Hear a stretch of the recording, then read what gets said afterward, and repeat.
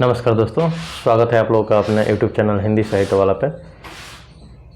आज की क्लास उपसर्ग एवं प्रत्यय पे होने वाली है। इससे पिछली क्लास में हम लोग संधि पे बात किए थे और उससे पहले हम लोग वर्तनी और फिर उससे पहले वर्णमाला पढ़े थे। तो चलिए आज की क्लास शुरुआत करते हैं उपसर्ग से। तो सबसे पहले हम लोग जानने की कोशिश करेंगे उपसर्ग किसे कहते हैं और फिर उसके बाद प्रत्यय पे बात करेंगे। पहले हम लोग उपसर्ग को डिटेल से देख लेंगे और उसके बाद फिर प्रत्यय क्या होता है और उसके प्रकार वगैरह जो भी नियम है उस पर बात करेंगे। तो चलिए आज की क्लास शुरुआत करते हैं उपसर्ग से। और सबसे पहले देखते हैं उपसर्ग किसे कहते हैं। तो वे शब्दांश जो किसी मूल शब्द के पूर्व जुड़कर अन्य विशेष अर्थ प्रकट करने वाले नए शब्द का निर्माण करते हैं उपसर्ग कहलाते हैं। देखिए आप लोग नोट कर लीजिए, जैसे ये है कि वे शब्दांश जो किसी मूल शब्द के पूर्व जुड़कर अन्य विशेष अर्थ प्रकट करते हैं, नए शब्द का निर्माण करते हैं, उपसर्ग कहलाते हैं। आप लोग इस चाहे तो स्क्रीनशॉट ले लीजिए इसका। उदाहरण तौर पर देखिए, उदाहरण है जैसे मान।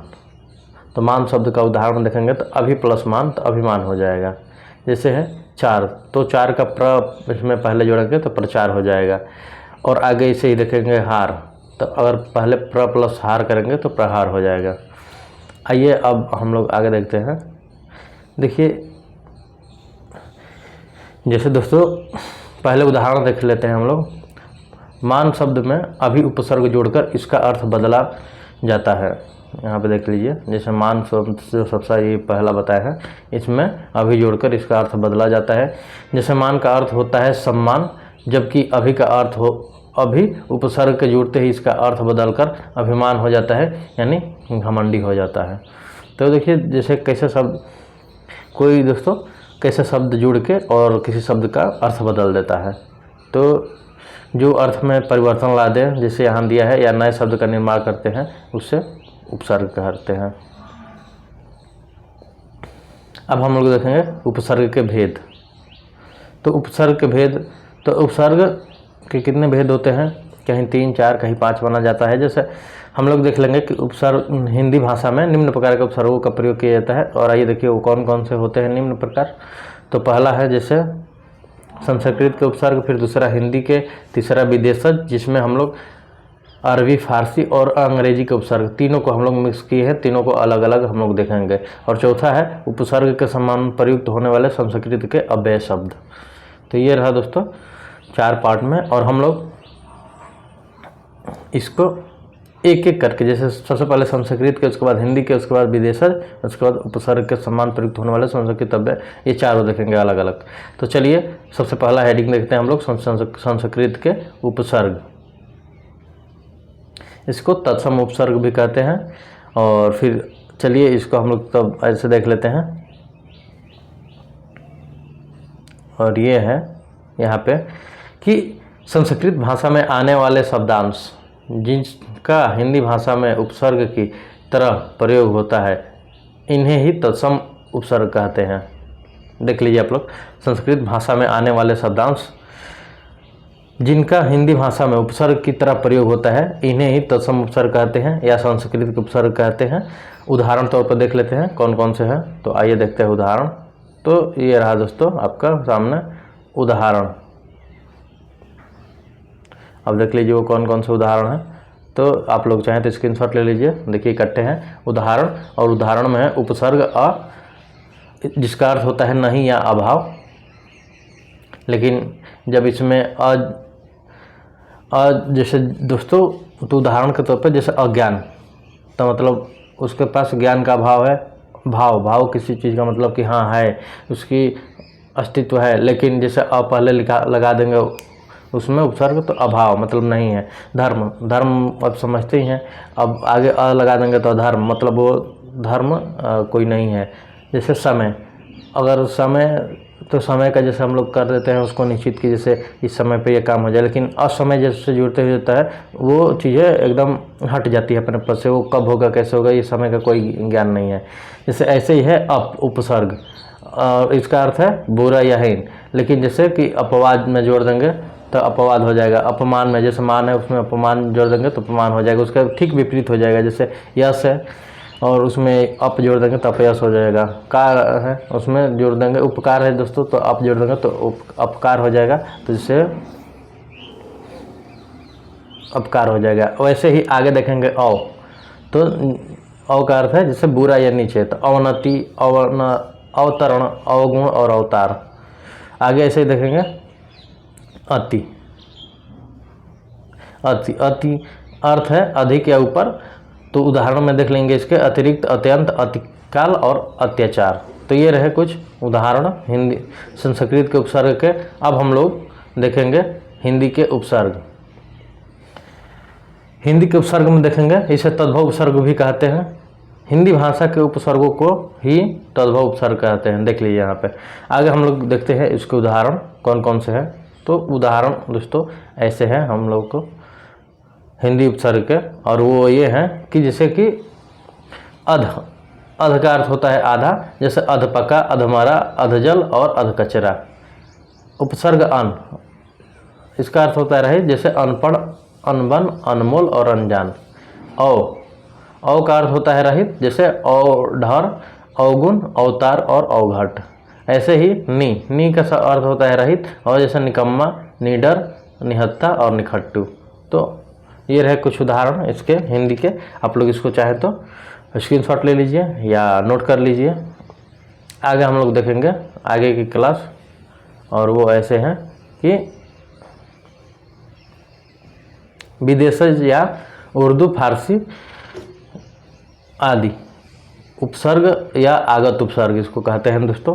तो आइए देखते हैं, और इसके बाद हम लोग अंग्रेजी वाला देखेंगे, और उसके बाद फिर जो संस्कृत से अव्यय वाला है वो वाला। तो आइए देखते हैं पहले कि विदेशज वाला उर्दू, फारसी किससे कहते हैं पहले। तो देख लीजिए, इसमें दिया है कि हिंदी में विदेशी भाषा जैसे कि उर्दू, फारसी, अंग्रेजी आदि के शब्द जो उपसर्ग के तौर पर इस्तेमाल किए जाते हैं, जिनके प्रयोग से हिंदी में नए शब्दों की रचना की जाती है, उन्हें ही विदेशी उपसर्ग अथवा विदेशज कहा जाता है। ठीक, जैसे हिंदी में विदेशी भाषा जैसे कि उर्दू, फारसी, अंग्रेजी आदि के शब्द जो उपसर्ग के तौर पर इस्तेमाल किए जाते हैं, जिनके प्रयोग से हिंदी में नए शब्दों की रचना की जाती है, उन्हें ही विदेशी उपसर्ग अथवा विदेशज कहा जाता है। अब इसके हम लोग कुछ उदाहरण देखेंगे। तो आइए वो उदाहरण देखते हैं कि उदाहरण कौन कौन से हैं। तो देखिए, जूम इसलिए कर रहे हैं क्योंकि दोस्तों इकट्ठे ही आप लोगों का इसका उदाहरण दिख जाए, ताकि आप लोग स्क्रीनशॉट लेने में भी आसान हो। तो देखिए, जैसे कि उदाहरण में देखते हैं, उपसर्ग कम अर्थ होता है थोड़ा, जैसे कम उम्र, कम बढ़त, कमजोर और कम समझ। गैर का अर्थ होता है निषेध, जैसे गैर मुल्क, गैर हाजिर, गैर मौन। खुश का अर्थ होता है अच्छा, खुशबू, खुश दिल और खुश मिजाज। दर में होता है, दर का अर्थ होता है मैं, दरअसल, दर हकीकत। तो यहाँ पे ये रहे कुछ उदाहरण विदेशज उपसर्ग के। अब देखेंगे हम लोग अंग्रेजी के उपसर्ग, ये रहे। और अंग्रेजी के उपसर्ग में हम लोग देखेंगे, जैसे अंग्रेजी भाषा के लिए वो शब्द या शब्दांश जिन्हें उपसर्ग के रूप में इस्तेमाल किया जाता है। और उदाहरण के तौर पे इसको देखेंगे। तो चलिए देखते हैं इसका उदाहरण। तो इसका उदाहरण ऐसे है दोस्तों, जैसे पहले सब उपसर्ग होगा तो इसका अर्थ होता है उप, तो सब इंचार्ज और सब इंस्पेक्टर।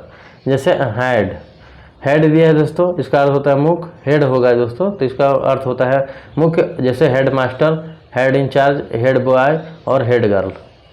आगे हम लोग इसका देखेंगे चीफ का अर्थ होता है मुख्य, और जैसे चीफ मिनिस्टर और चीफ सेक्रेटरी।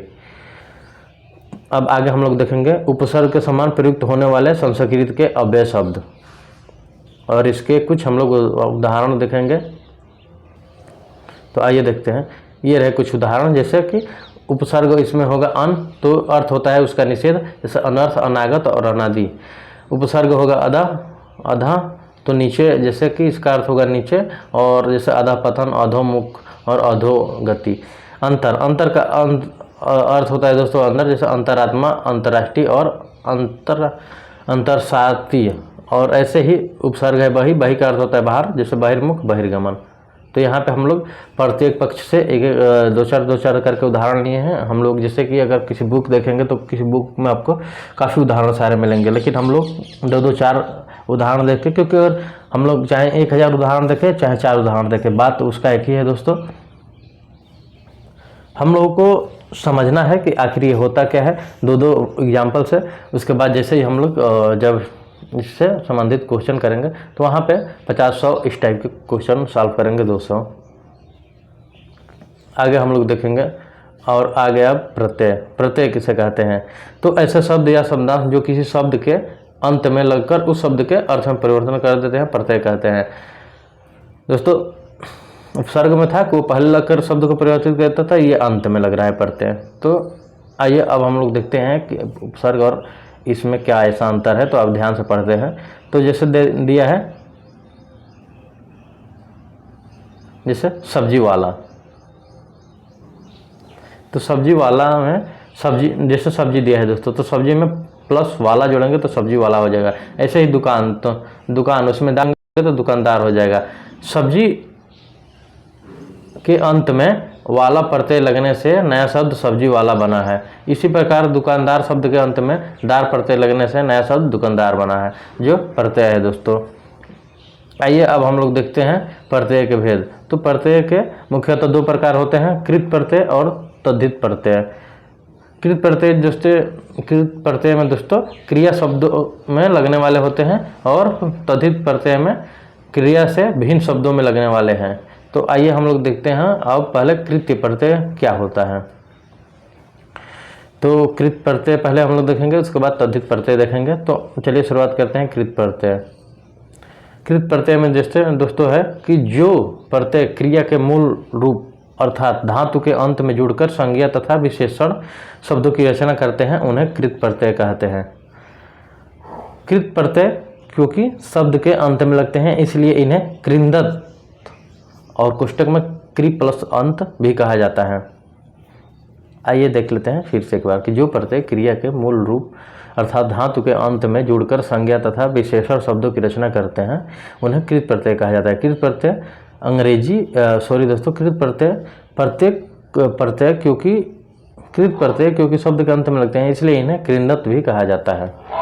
अब आगे हम लोग देखेंगे इसके उदाहरण। तो पहले इसमें देख लेते हैं, अलग अलग करके देखेंगे। जैसे भाववाचक संज्ञा बनाने वाले कृत के रूप में, फिर संज्ञा वाले, तो ऐसे देख लेंगे दोस्तों। तो पहले देखते हैं भाववाचक संज्ञा बनाने वाले कृत प्रत्यय, तो कौन कौन से इसमें होंगे। आइए हम लोग देख लेते हैं इसको थोड़ा जूम करके। और ये होगा जैसे दोस्तों इसमें जैसे सबसे पहले हो जाएगा प्रत्यय अंत, और इसका मूल शब्द होगा भीड़ गढ़ लड़, तो इसमें हो जाएगा भिड़ंत गढ़ंत लड़ंत।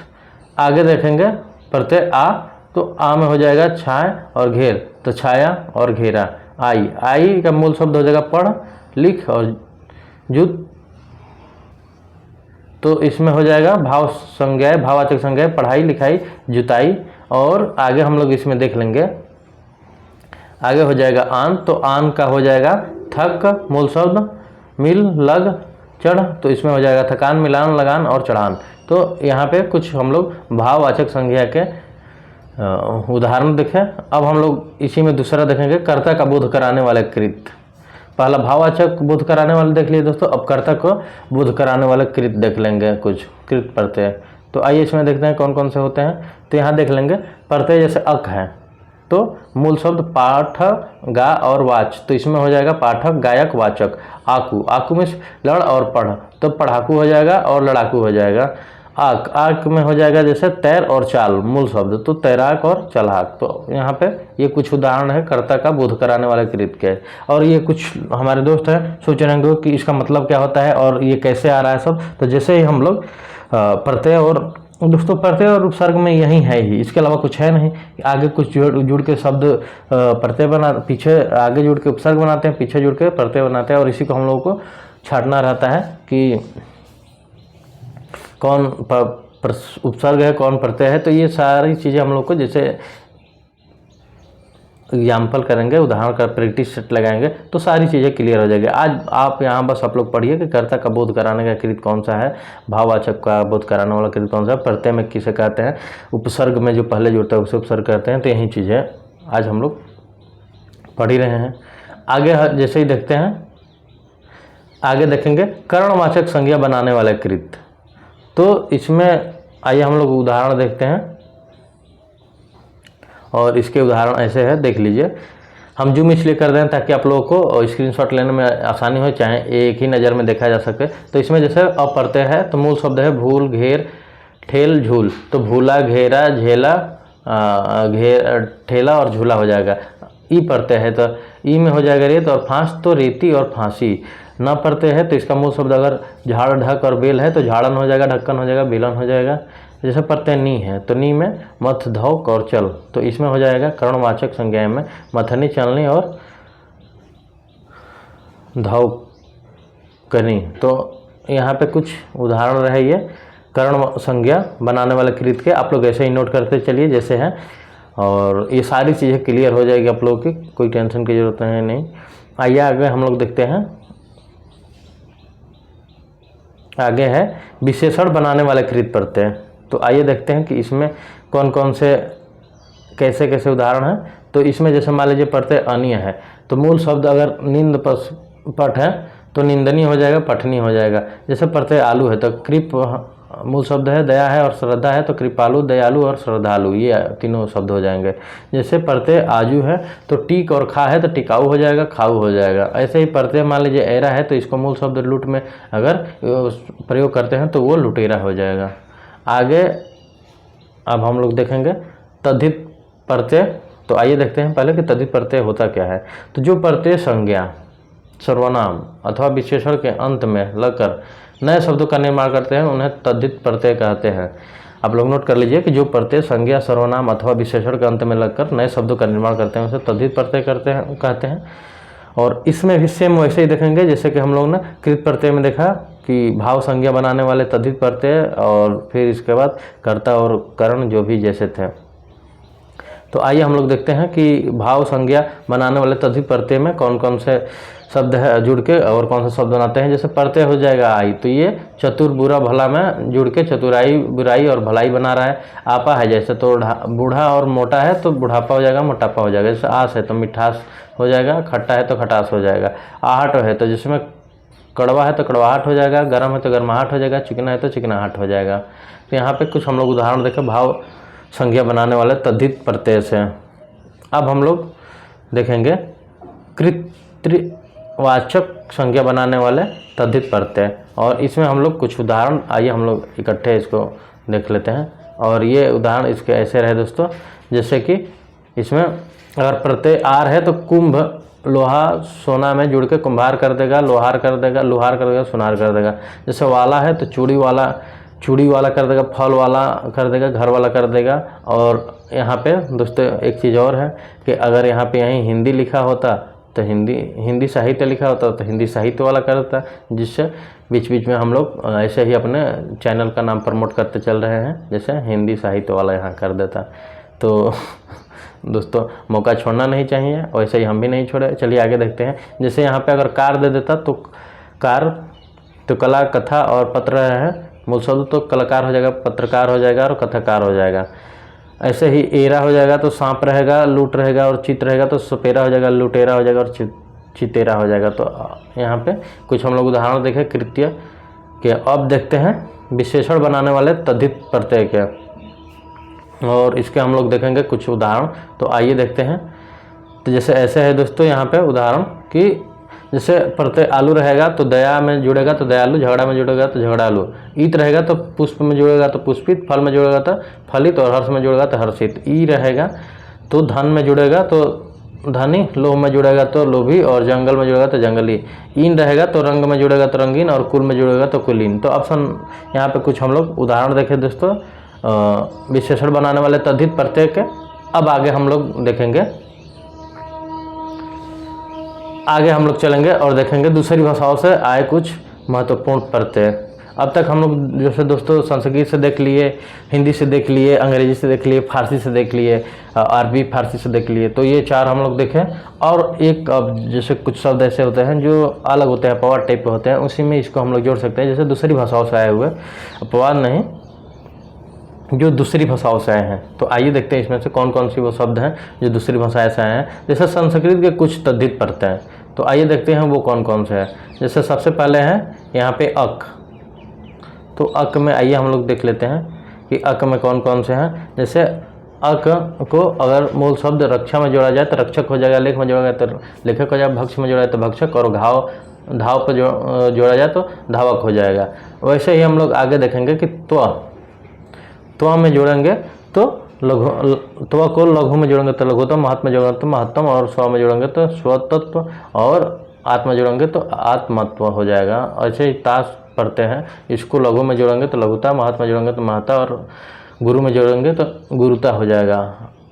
ऐसे ही कुछ और उदाहरण हैं उर्दू फारसी से आए हुए कुछ पढ़ते जो अन्य है दोस्तों, बाकी जो ऊपर पढ़े हुए उनसे अलग है जो। तो इसमें है जैसे नाक तो दर्दनाक हो जाएगा, शर्म के साथ जुड़ेगा तो शर्मनाक हो जाएगा, खतर से साथ जुड़ेगा तो खतरनाक हो जाएगा। ऐसे ही दार है तो समझ के साथ जुड़ेगा तो समझदार हो जाएगा, माल के साथ जुड़ेगा तो मालदार हो जाएगा, और कर्ज के साथ जुड़ेगा तो कर्जदार हो जाएगा। तो ये रहे कुछ उदाहरण। इसी में एक और है दानी, जैसे है तो चूहा के साथ जुड़ेगा तो चूहादानी हो जाएगा, और मच्छर के साथ जुड़ेगा तो मच्छरदानी हो जाएगा।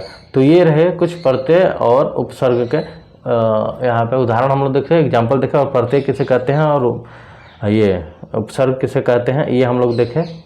तो दोस्तों जो हम लोग पढ़े बहुत सिंपल में, इसमें एग्जाम्पल ही बहुत ज़्यादा थे, तो जिससे हम लोग ने परिभाषा के साथ ही देखा, 4 एग्जाम्पल देखे प्रत्येक से, और कौन कौन से होते हैं सेम टू सेम दोस्तों यही चीज़ें हैं, इसके अलावा और इसमें कुछ है नहीं।